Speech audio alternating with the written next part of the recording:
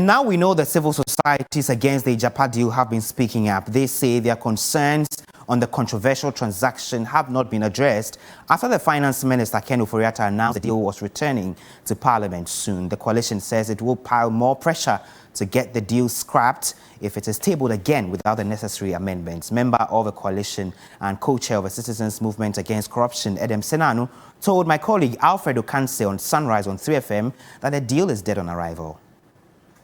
See what it is they've done. Position remains the same. The shock we had at how they came up with the figure, and remember, a team of civil society went to Ministry of Finance to sit with them, and we asked, where are the assumptions underlying how you arrived at this 2 billion or whatever it is you're talking about? At one portion of that presentation, there were some assumptions that showed.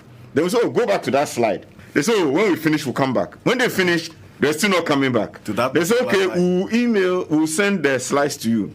They never came. Whatever we eventually got had no assumptions. How they arrived at the figure was not clear.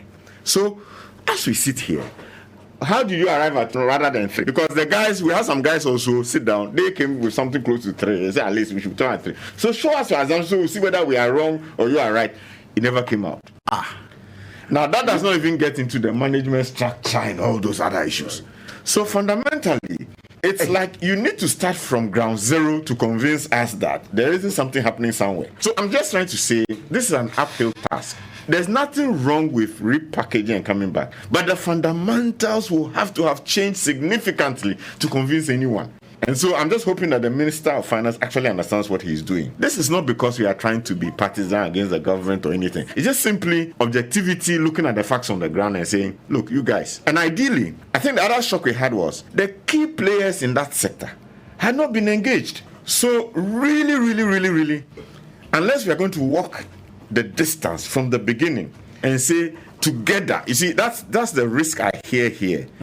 They are saying they are coming back. Whatever they're coming back with does not appear to have engaged stakeholders in coming up with that.